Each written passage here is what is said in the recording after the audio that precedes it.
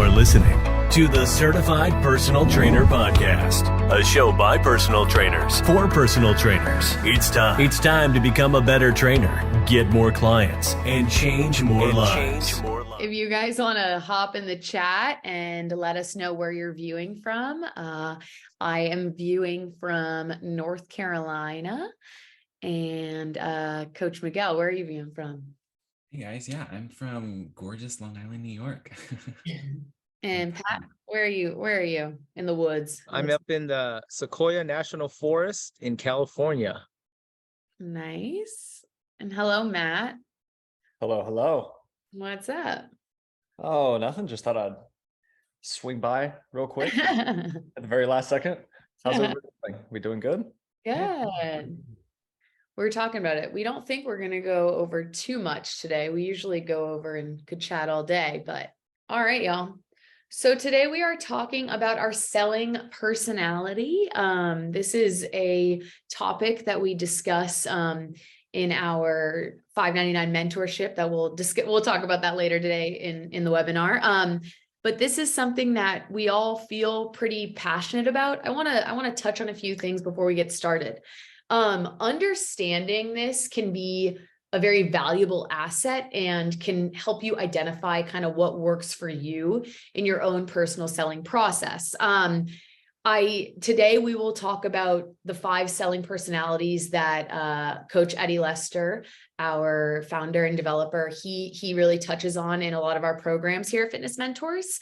And we're going to dive into the elements that should be considered when developing our own personality. Now, the reason I put that in there is because I do not think that you have to confine yourself to one of these personalities. As we get into it today, you're going to see that there's the instant friend that I know me and Miguel both think we kind of lean towards that personality. There's the fitness guru. There's the network builder. There's all these different types of personalities that we're going to touch on today. But a point I really want to put out there is that you don't have to confine yourself to just one. You can have a lot of these personality traits within your own individual selling personality. And then another thing that we're going to dive into today is some of the challenges to be aware of with each of these personalities. Some ideas and things that these personalities kind of deal with and challenges that they often see coming back around again. And we're going to teach you guys how to kind of navigate those and be wary of. So let's get started. If any of you coaches have anything else to say before we dive in, please feel free. But yeah, I just wanted to touch on that real quick. We good to go? All right. So some key perspectives. So when it comes down to selling, as with different personalities, there is no straight line or perfect system, kind of like I just said. Defining the selling process can be just as difficult as the actual act of selling. Understanding the following strategies will help you define your own personal approach. Consider one of these following approaches, or perhaps consider multiple. Like I just said, you can have your own formula for this. There's hundreds of selling strategies out there, guys. Within the fitness industry, within any industry, there are hundreds of ways to do it. But I think understanding these personalities can help you out. It can determine what techniques work best for you. And honestly, it can help you determine what techniques are they resonate well with your ideal clients, right? It can really help you kind of target your target audience better. And it can help you navigate and understand what your potential clients need and want to see in the selling experience. Guys, do you have anything to add on that before we move on?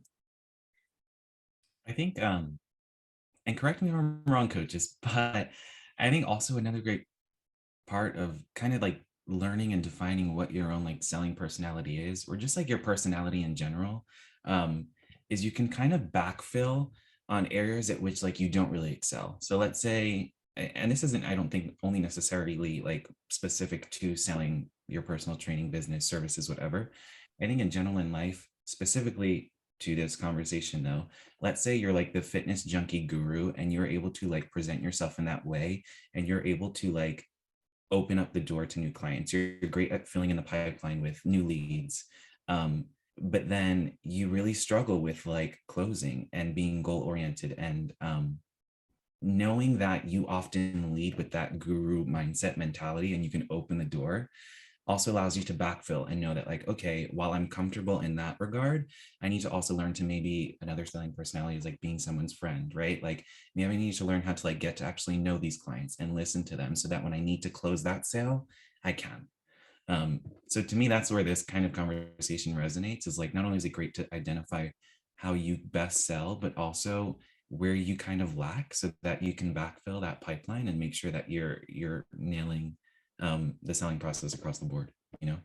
Absolutely. I think it's so valuable to know kind of which ones work for you as well as which kind of don't. I've definitely worked with people, especially when I've been a live trainer at you know, in-person training.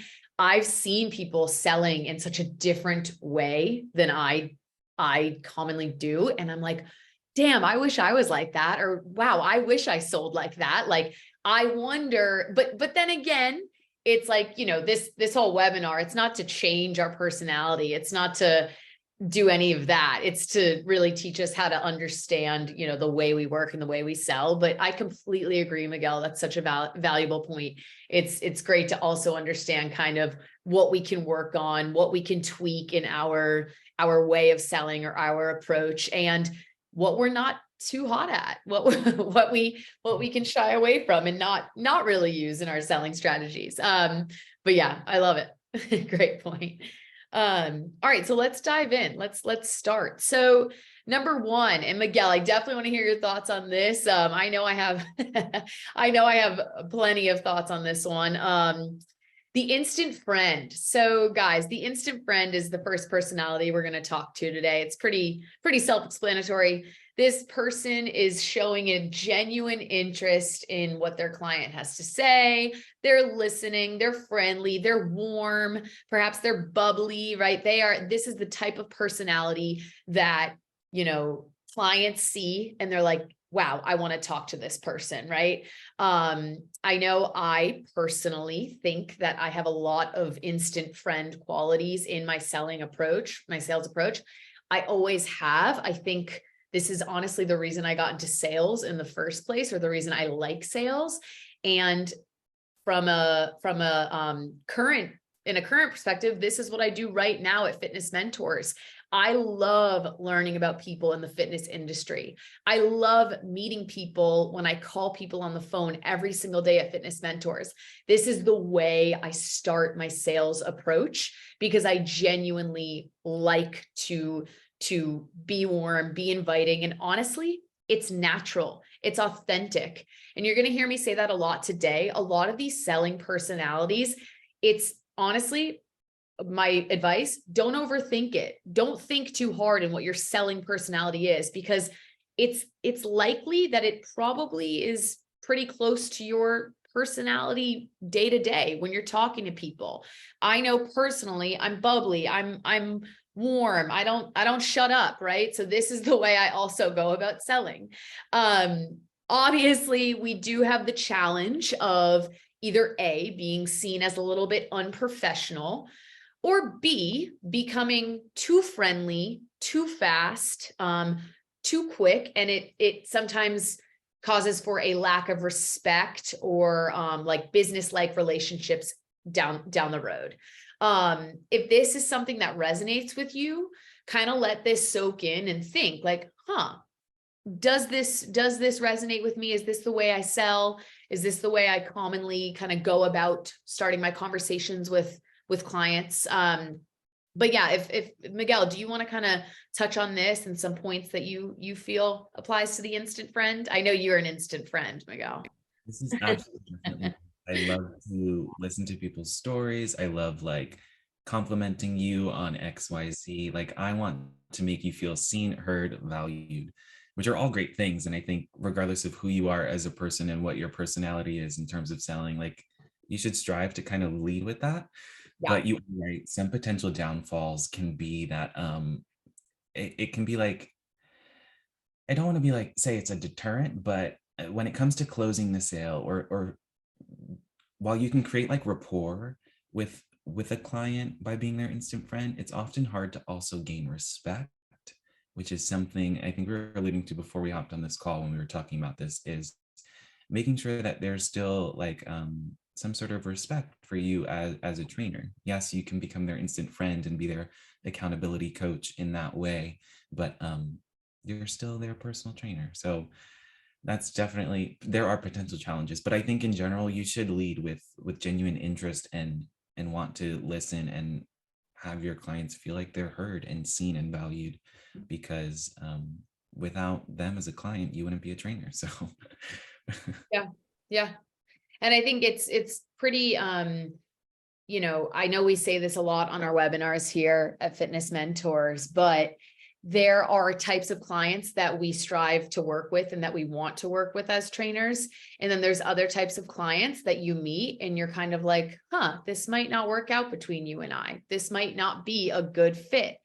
That's okay. And I think with all of these personalities, especially the instant friend, you find out quickly if the said person you're speaking with resonates with this type of relationship. Some people want a trainer to tell them how to work out and what to do within the gym, but also they do love having a friend as a personal trainer. Other people that go to gyms for a personal trainer do not want a friend. They do not need a friend. They don't want that type of relationship. Rather, they want you for 1 hour every other day to tell them what to do in the gym. And then that's it. Their business. And that's it. So I think it's important to remember when we talk about all these personalities, but especially this one, you know, the way people receive this personality, you'll be able to determine whether or not maybe that's the client for you, or whether or not it would be a good fit. Coaches, does anyone have anything before we move on? And guys, I don't know if I said this at the start, so I apologize. If any of you guys have any questions in the chat or any comments, please feel free to write that in the chat as we go, and we'll answer as we go throughout the webinar. I wanted to add something to this. I know that you shared, Sam, you and Miguel, this is an area of strength, but for all of our listeners out there, consider in any walk of life, whether I have multiple businesses in real estate and different things, as well as fitness, think about the 5 clients that you would dream about having. What is the one thing that their trainer has that you don't have? Is their friendship. Friendships and your network is going to determine way more than your ability to sell. And like we shared earlier, you have to, in one of our other calls, you have to know what your outcome goal is. And then in order to know your outcome goal, you need to know the processes to get you there. Because without knowing where you are, if you're not achieving your outcome, then it's usually somewhere along the line of the process. So like Miguel said, maybe you don't close well. Maybe you're a great friend. Maybe you're a great educator, but you don't persuade well. There's different aspects of your ability to get to that outcome that you need to assess and continue to educate yourself on. But there's other things with regard to the friend. You know, it's a lot easier with the people you're making relationships with. You know, why is the Sunday afternoon golf game been a staple for so many business women and men for ages? It's because creating relationships, friendships through controlled events like a lunch. Maybe your client has kids. You take them to an IMAX or to the zoo together. You go to a concert. You do something that's friendship related to build that rapport so that you can begin to develop conversations in those settings. And in those settings, that's when you determine and you can show your expertise in the areas that you potentially want to try to sell to them in the future. But building that groundwork of a friendship, you know, goes a long way. So small things, invite someone to lunch, breakfast, a coffee, you know their schedules. We talked about this. Know where where they are in their day. If it's a busy mom, you know, who drops her kids off, maybe they have a little time after that. Meet them where they are, be a genuine friend, and then show your expertise in those settings where a lot of times, you know, they're more willing to listen. You listen to them, they're more willing to listen to you, and then they know and they're open up to the expert you are, and then the close becomes much easier because they have something, you have something that they want. You can provide it and produce the results, and they're much more willing to choose a friend that they already have a relationship with. So that's the benefit of being an instant friend and understanding the strengths to developing customer base through friendship. Because if you really have good quality friendship with these high-end clients or your network or anybody, you know, chamber of commerce, you know, the person you work at a salon with, the person who you go get your massages with, your pedicures, manicures, you know, developing friendships with them so they're more likely to refer for you.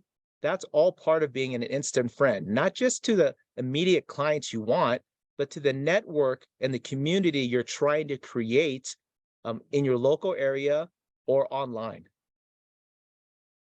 Absolutely. Absolutely. Thanks, Pat. Yeah.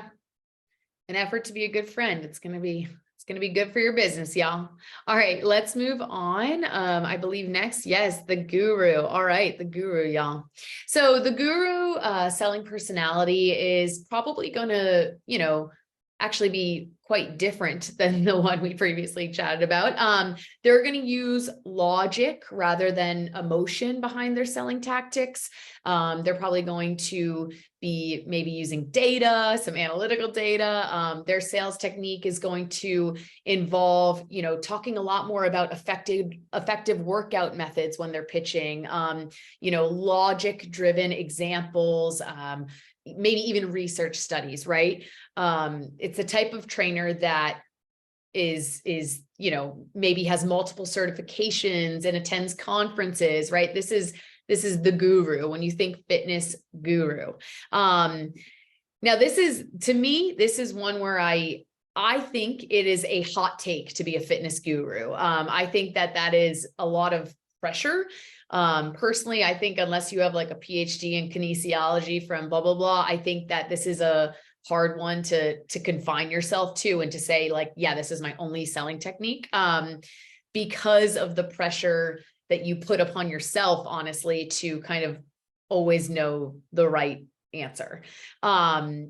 The guru also might dominate the sales pitch or the conversation by speaking based on, you know, only logic and only those things. And the potential client might think, are you listening to me? How are your communication skills? Like, is this going to be a good partnership? Because I feel like we're only really talking about, you know, things that I'm not even understanding yet. Another thing to add here is that, you know, when someone is looking to get a personal trainer, especially if they're a beginner in the workout world or the fitness industry, they probably don't know a lot about it. Some people do, so I'm not going to make an overall generalized statement, but a lot of people are beginners when they hire a trainer.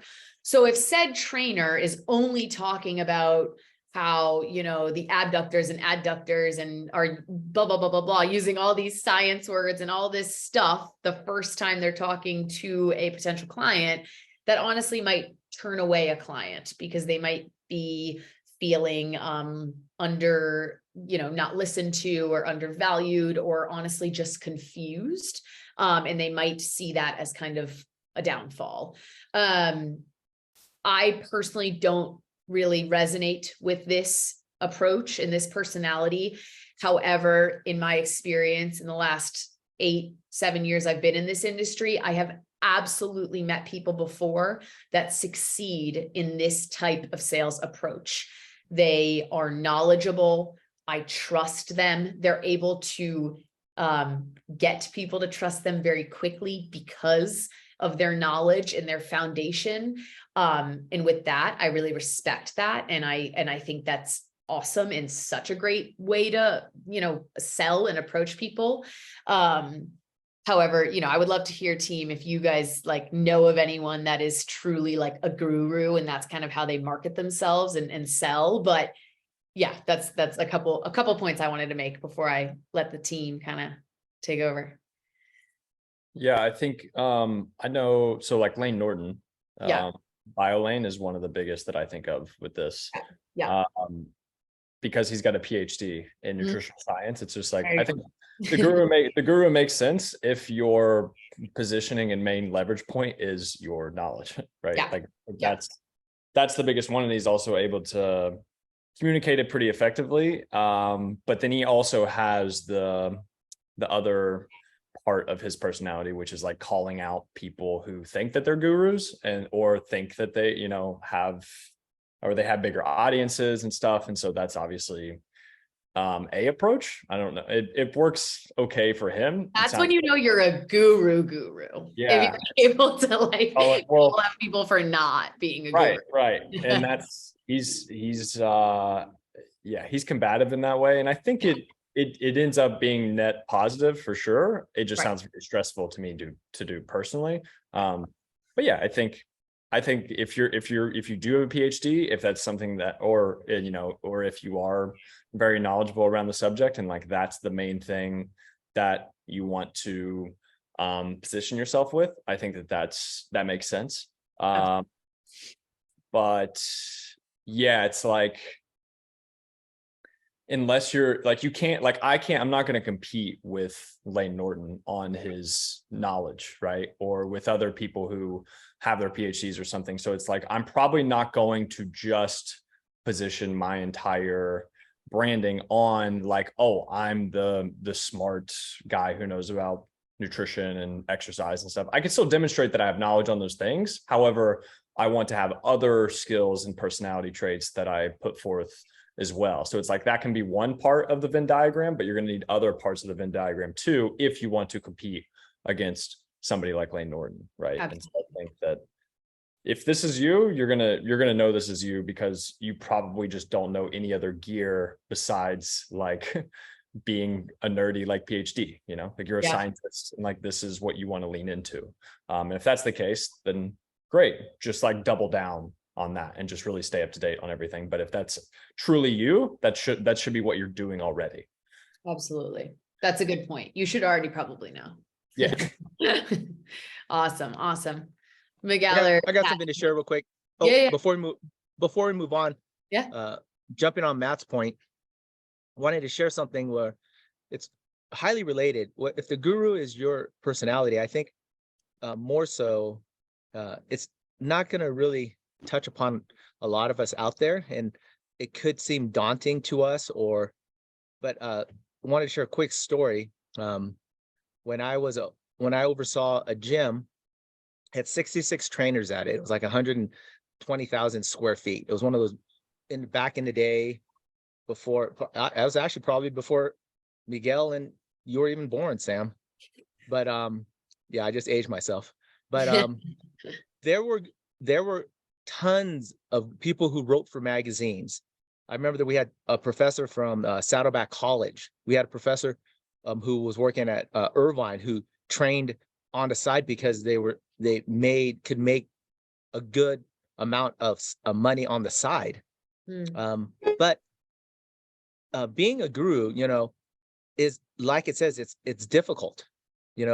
Always trying to have answers. But I think the biggest part that you have to understand is about you can be a guru in who you are, like Matt said, and understanding what it is you provide. Because what I found is in this gym of 66 trainers, the trainer who was doing the most, making six figures and this was back 30 years ago as a trainer, a floor trainer, is that she was the most approachable. She was I remember she was like a 5'2" little Vietnamese girl who had just been in the US for like 4 or 5 years.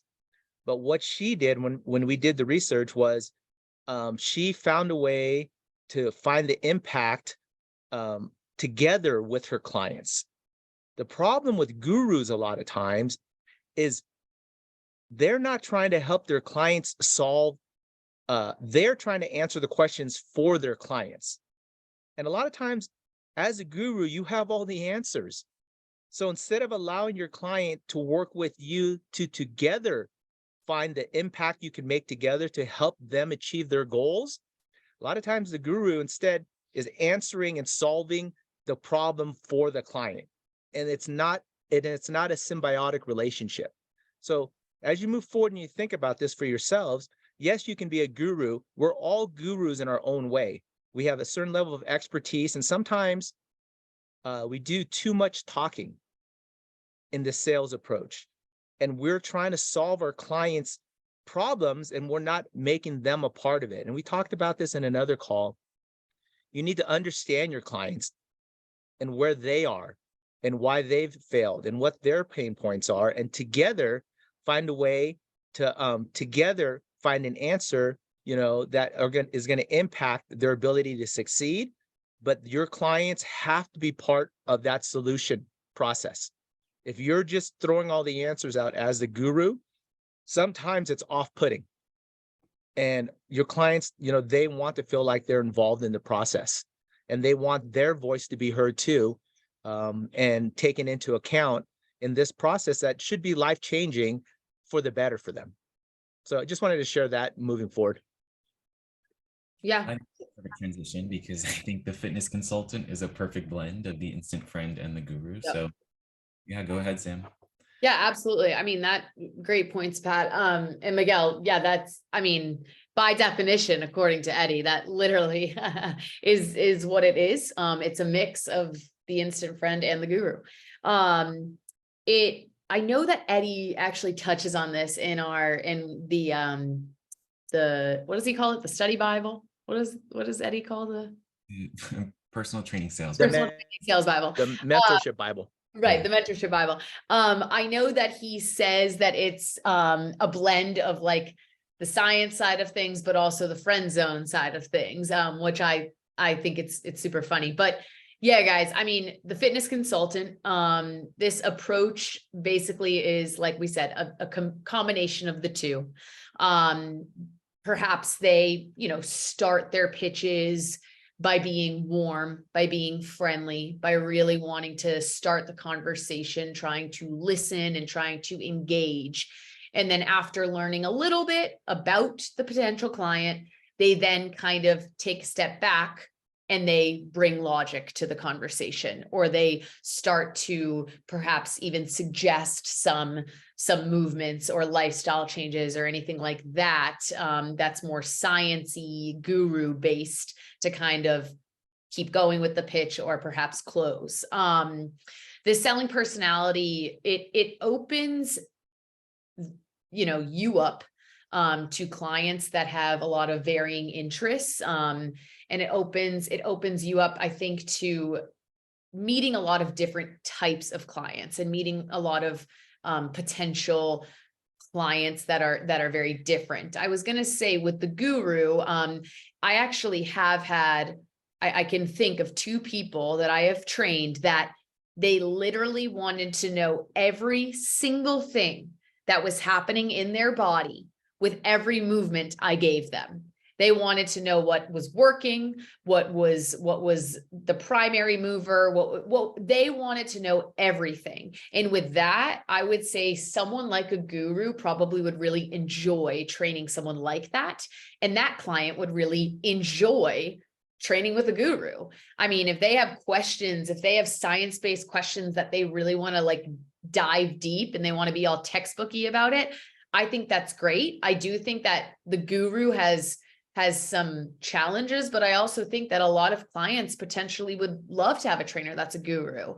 I do think that the fitness consultant really has the opportunity to train a wide variety. I'm not going to lie, when I was doing this presentation a couple days ago, finding a potential challenge for me was kind of difficult.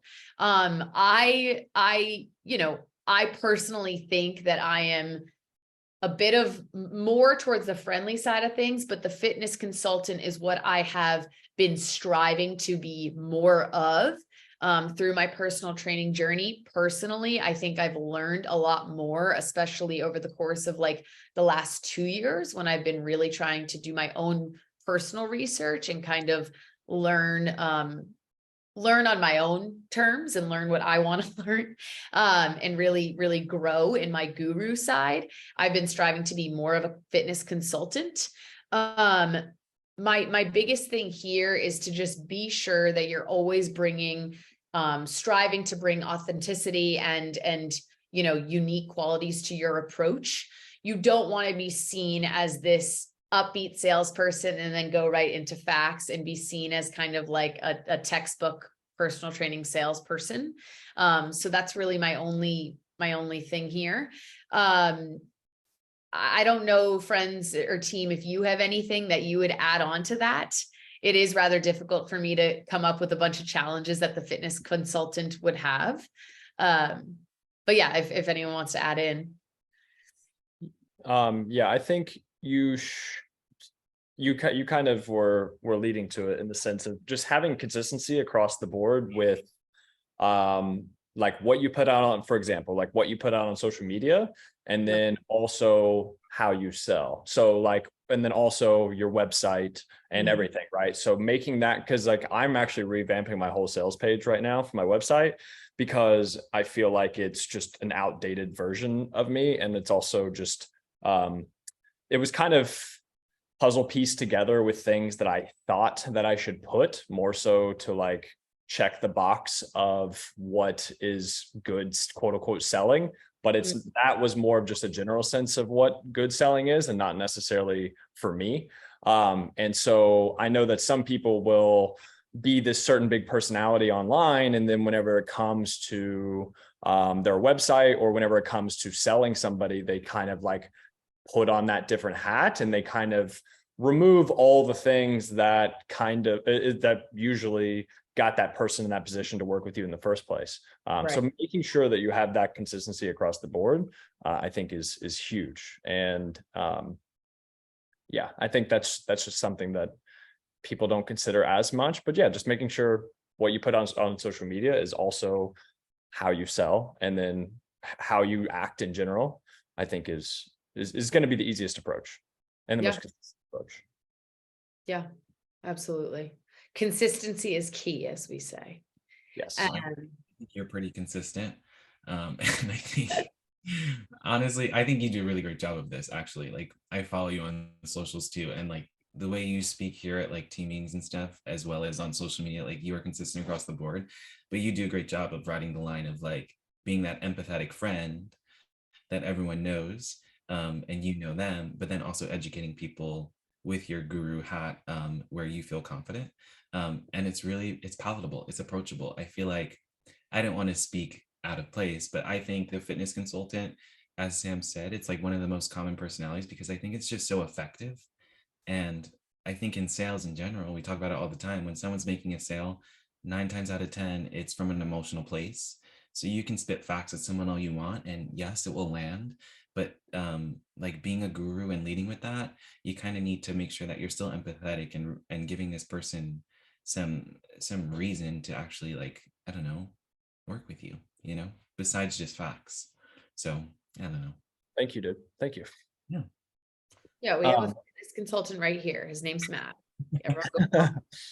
I think it's also just I don't know any other gear, and luckily I've always been that way. And also I think it's been helpful to get feedback over the years because I've also doubled down on what I know.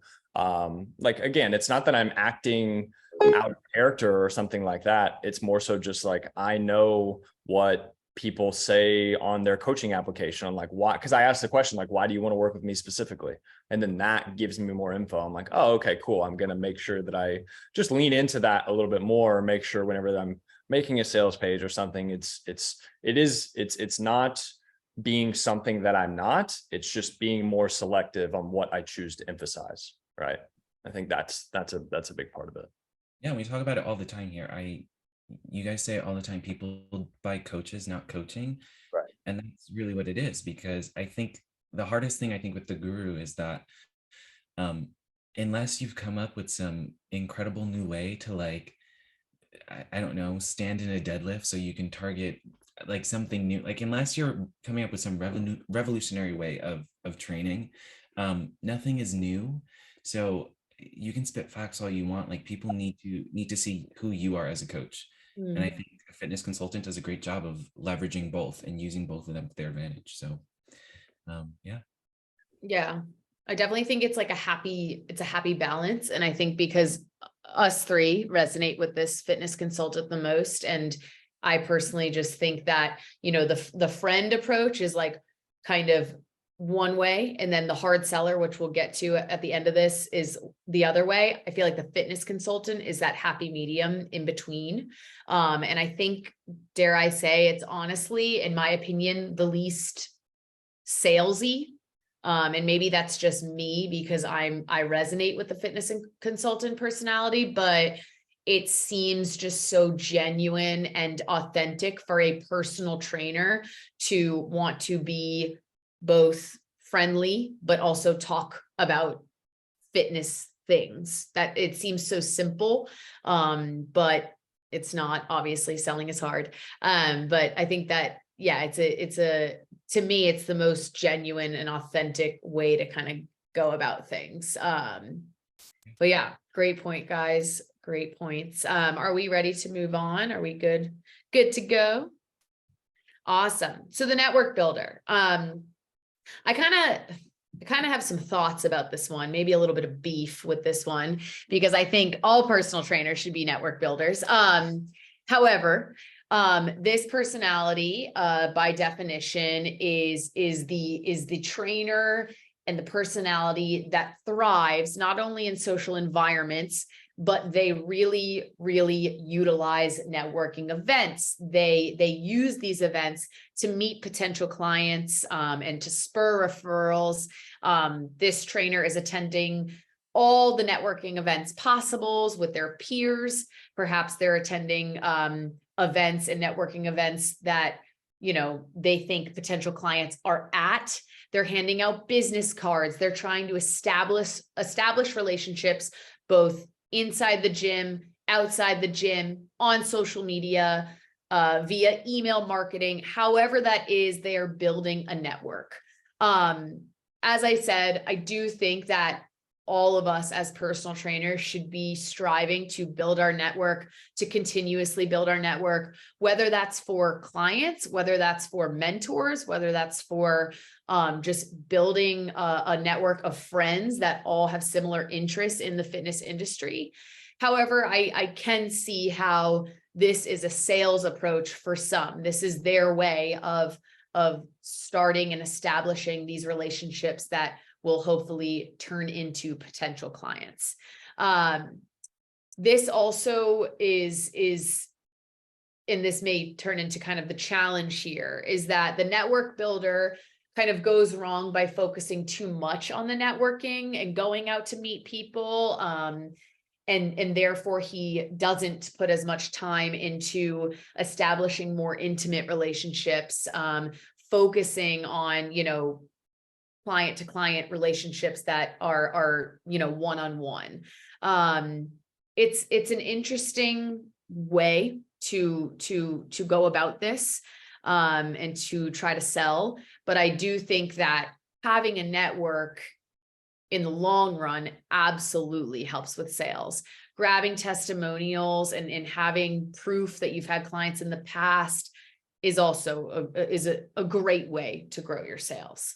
Team, do you want to add on to anything here?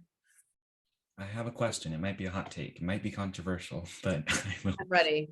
I think this.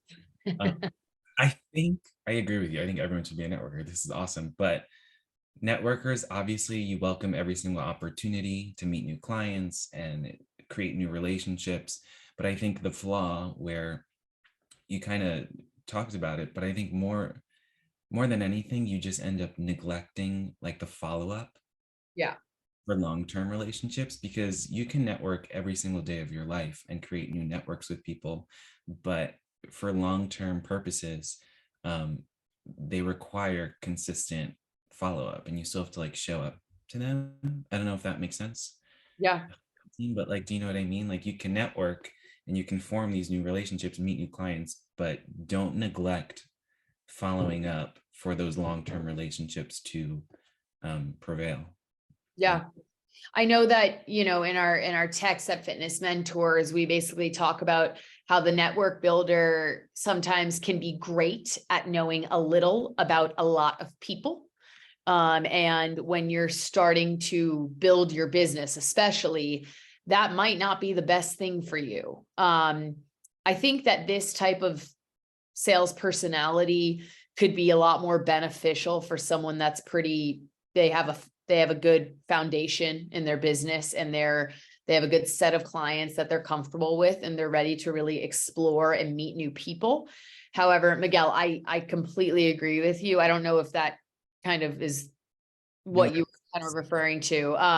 But I definitely think that it causes this sense of like, perhaps they would be better off being focused on knowing more about, you know, a lesser amount of people, rather than knowing a lot about, or a little about a big group of people. So that's where I can see them kind of getting into a rut. And I would say that if this resonates with you, that's excellent. I do think that being able to network is such a skill. Being able to know how to network and to not be afraid of networking is such a skill, regardless of what you're in, whether it's personal training industry, finance, whatever. Networking is huge. Half the reason, I know I've talked about this on here before. Half the reason I got my first like 6 clients when I started my business online was because of testimonials and networking and chatting and brewing up conversation about my services. So I do think this is such an awesome way to go about sales and finding sales. However, be aware of these challenges that Miguel and I just touched on, because I do think spending time, especially when you're starting out, spending time and perhaps more time on getting to know your clients and letting these one-on-one relationships really flourish and get a great foundation, that goes a long way. And in the long run down the road, that's going to be the people that are writing your testimonials and building your network with you, your own personal network.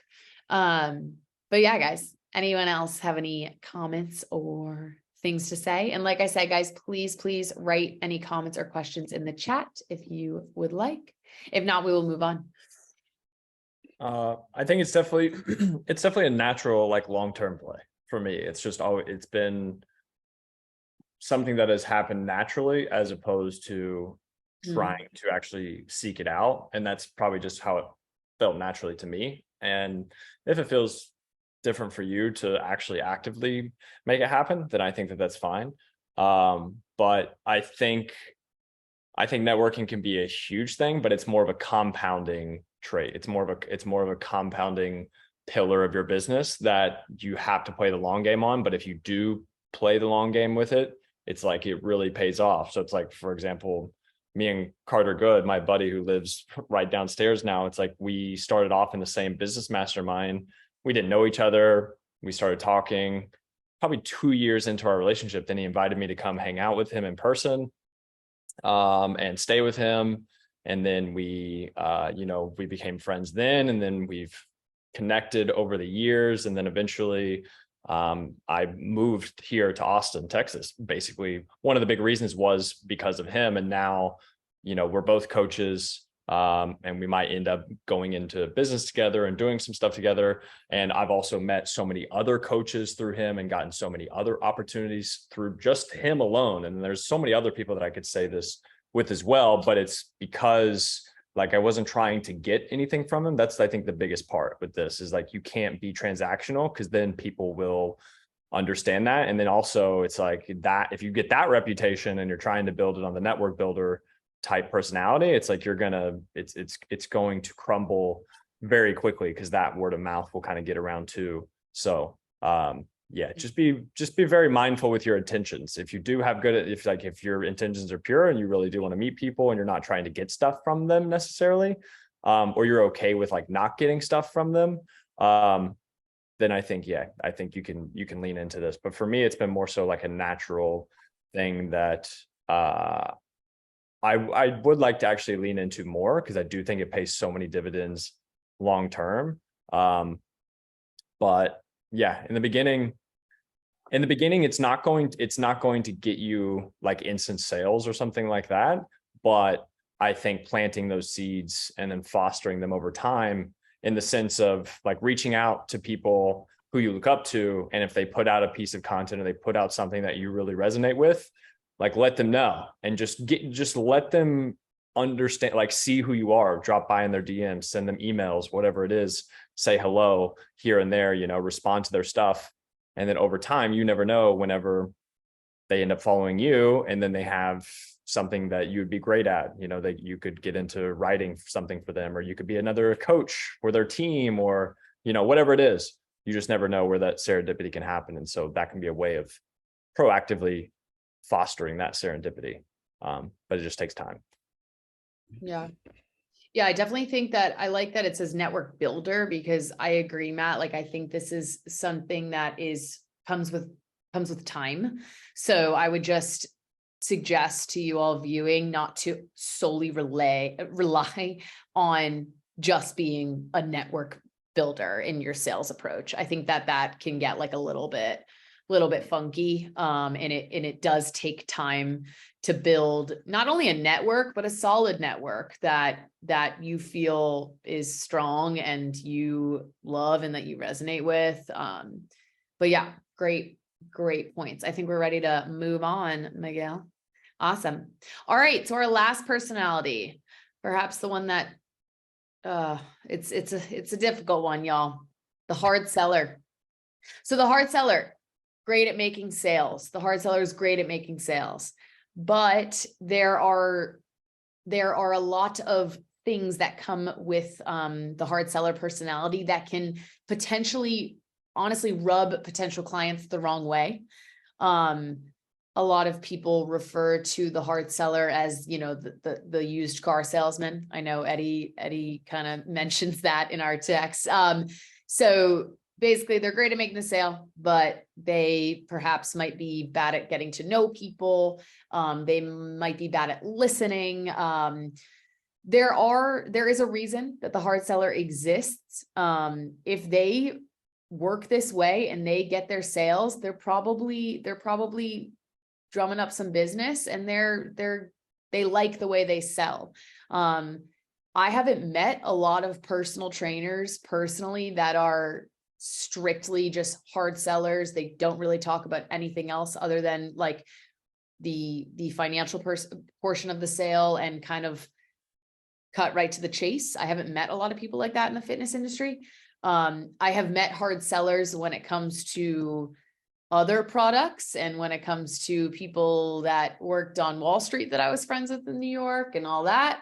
But in terms of the personal training industry, I would say that just being a hard seller and just identifying with this personality might be a little bit difficult. You don't want to be perceived as that trainer, especially if you work within a big box gym, or anything like that. I know that Eddie talks about also in the text that sometimes they use scare tactics in their sales. Example, this is the best sale you're going to get in the industry, XYZ. I think that those types of tactics can absolutely work. And so if that works for you, absolutely keep that up. But I do think that this personality is, it can be challenging. Guys, do you have anything to add on to this type of personality? I really just think, like we mentioned at the top, it's hard to, I guess, stay in one lane. Sometimes maybe you excel in one and you need to fill in the pipeline with the rest to like close a sale. I think the one thing about a hard seller that I admire is they're just relentless by nature, and they are a master of like a follow-up.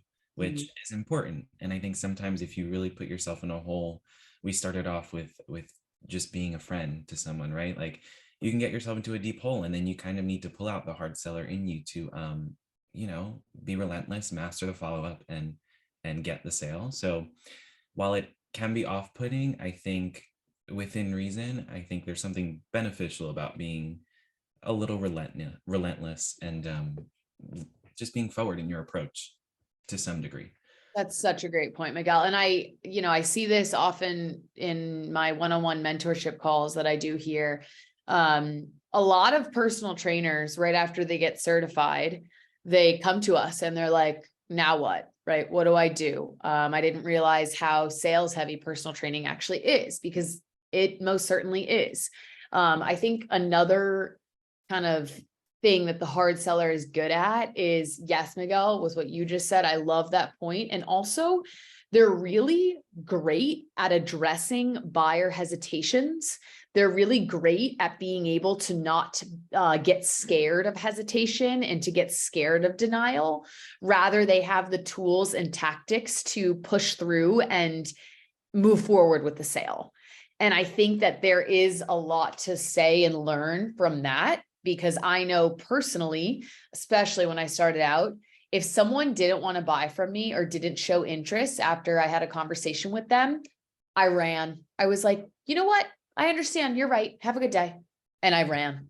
Right. So it's so easy, especially when you're new to sales, when you have a denial or hesitation, it's so easy to think, oh my goodness, why would I push you? Why would I, deny your hesitation and keep moving forward and keep pushing you to buy this product from me? Why would I do that? Whereas this hard seller knows that their services are so valuable and so good that they are going to keep pushing and promising to the client. And with that, I love. So I think that if this resonates with you, keep up with it. Just be aware and know that having some of those friend or fitness consultant qualities might do you well. Perhaps that's just before getting to your hard selling moments of your pitch. Perhaps you're just listening a little bit more. There's a lot of power in listening. There's a lot of power in listening when you are selling anything. Clients want to know that you are listening. Clients want to know that you are not only hearing what they're saying, but either jotting it down in your head or on paper. They love when you listen. So perhaps if this type of personality resonates with you, you kind of let another one bleed into your personality. But yeah, I mean, they're relentless. And honestly, Miguel, you're right. I admire that. And I love that. But yeah. It's true. I mean, you can't knock they're just so like unequivocally just like confident. And I think that's the best part about it. I think in general, if you're selling, I want to buy from someone who's confident. So Yeah. If there's one thing from a hard seller, it's their confidence and their ability to just be relentless. Yeah. Yeah. That's a good point. I think the main key with this one is that you have to have the steak with the sizzle. So like the problem with hard selling and kind of using these more in-depth persuasion tactics and things like that to kind of twist somebody's arm to make the purchase is that typically they end up having buyer's remorse like very quickly afterwards, after the emotions that they emoted on the sales call and you got them to buy right then, that can quickly dwindle away, whenever they're not getting results in the next 2 weeks or something like that, right? Or they just wake up the next morning, they're like, oh my gosh, I just spent so much money on this and it's already not looking good or something, right? So I think that you definitely have to be able to back that up. And oh shit, there was going to be something else.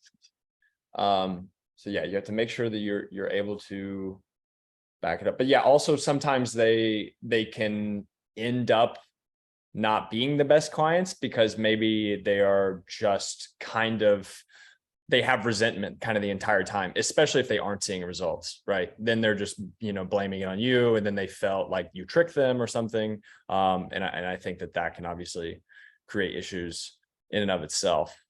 So yeah, I think I do like the enthusiasm. I do like the confidence. I do like the belief in like, I definitely don't think you should sell something that you don't believe in. However, it's like too much pushing or too much selling can also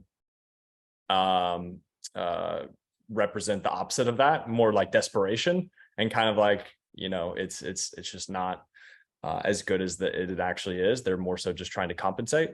So I don't know. I think and this is actually usually comes from people who are typically starting in the business space and then become a coach afterwards, as opposed to trainers first and then salesmen after, right? It's usually they came from, tech or e-commerce, or they came from real estate or something, whatever it is, right? Some other random thing. And then they try and get into the fitness space. And then it just, it doesn't really work as well. And so, if you're doing it, just try to really know what you're doing. And also, as always, make sure that your intentions are in the right place. Yeah. I wanted to add one last thing as we getting ready to close out. As we talked initially about all of this in our sales and the type of seller you are, all comes down to processes. So where it might seem hard in running companies in the past, hard selling isn't necessarily a bad thing. What it is if you look at somebody who's, an orchestra, or look at a professional athlete, or even look at an amateur athlete, someone who plays an instrument, how many hours have they practiced on their trade before they even get in front of somebody?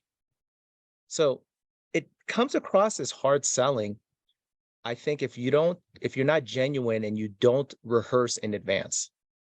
When you take the time to film yourself talking, learn to come across objections about what you're going to do. So we're talking about the processes. Eddie's talked about, and we've talked about in the past, different items that we can sell, different tiers of items. Someone has an objection, you have different techniques in advance that you've practiced, so it doesn't come across as contrived or pushed or coerced, that you're actually, like I said before, finding the impact together. Because if you do that, then you can use the techniques of someone who is a hard seller, combine that with someone who's a friend, someone who's a guru, someone who's that fitness consultant, and use the best of all the worlds to really hone your own selling technique, because there's benefits to all of them. And understanding and practicing and rehearsing to find what meshes with your personality is going to be the best bet. But as with everything, you can't do something one time.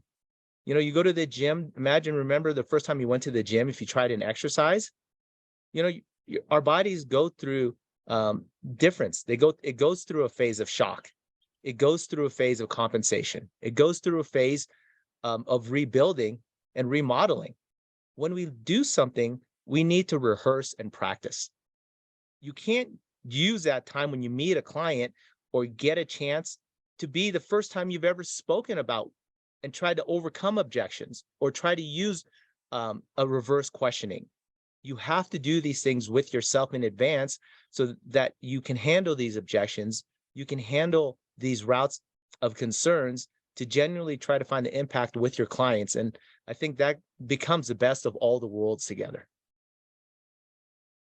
Yeah. And I think, these things come with time.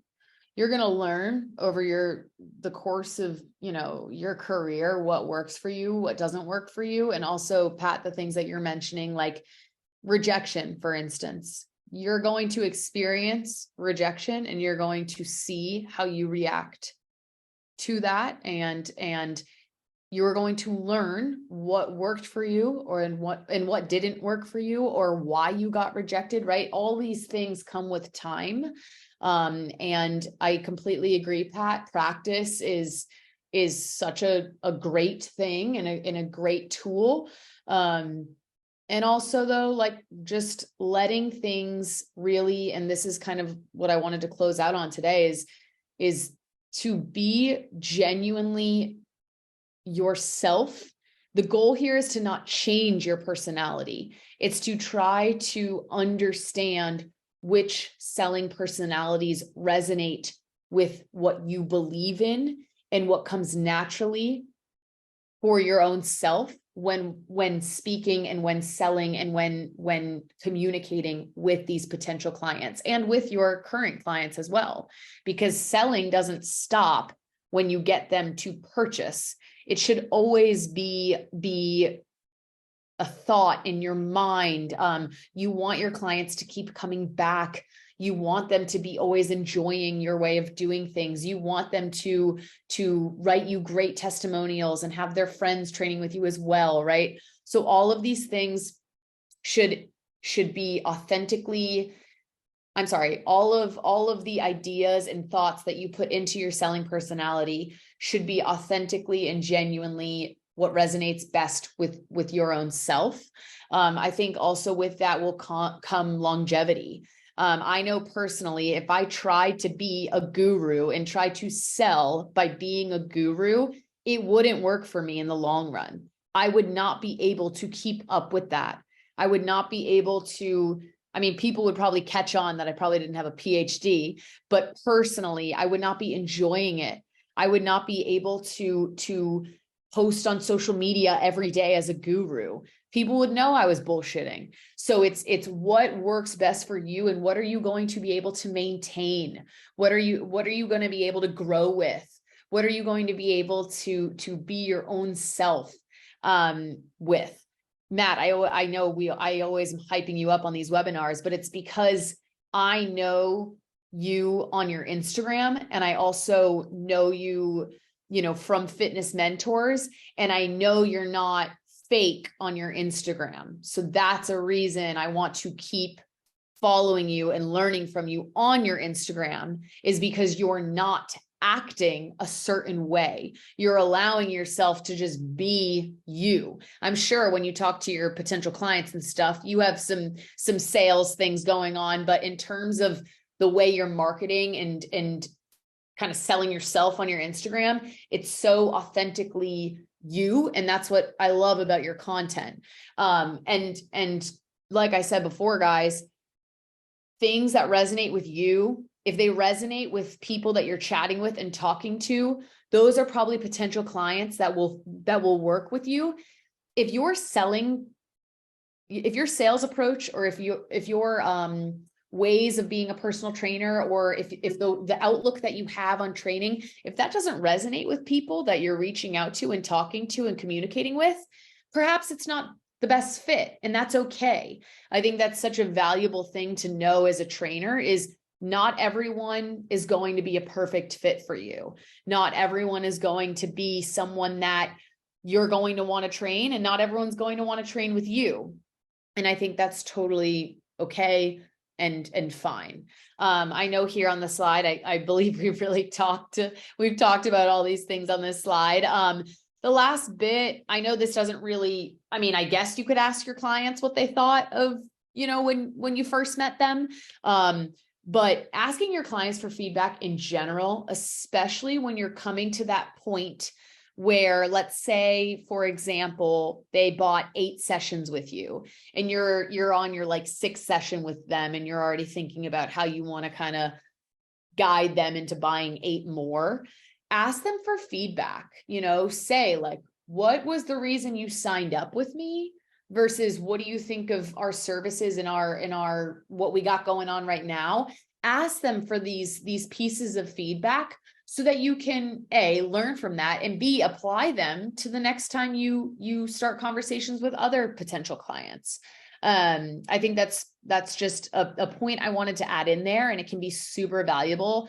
Feedback is so great I advise everyone to learn how to not only ask for feedback, but take it, and ask your network for feedback as well that you build, even if you're not a network builder. I'm just kidding.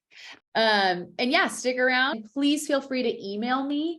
I will put my email in the chat here. If you guys have any more topics that you want to see featured on our webinar, if you have any questions for me about any sales related questions, Pat deals with a lot of our education. He's absolutely awesome.